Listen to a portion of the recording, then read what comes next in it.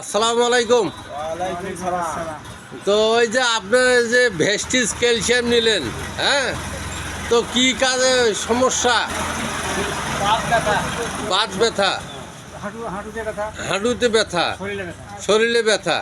তো আশা করি এই ভেস্টিজ ক্যালসিয়াম, হ্যাঁ, এটা হাড় ক্ষয় গেলেও এটা হাড়টা পূরণ করে। এটা যতটুকু আমি ইউটিউবে বা ইয়েতে দেখতেছি এবং লোকজন নিয়ে যায় খাচ্ছে এবং ভালো রেজাল্ট ভালো। হ্যাঁ, যেহেতু বয়স্ক লোক খাইলে এইটা খাওয়ার পর তখন ব্যথাটা কমে যাবে, তখন পরবর্তীতে দুইটার জায়গায় একটা করেই খাইতে হবে বয়স্ক লোকদের। হ্যাঁ, মানে এটা খাইলে কন্টিনিউ খাইলে কোনো অসুবিধা নেই, পার্শ্ব প্রতিক্রিয়া নেই। ওকে, আসসালামু আলাইকুম। আপনার বাসা? রংপুর। কোথায়? কেরানীপাড়া।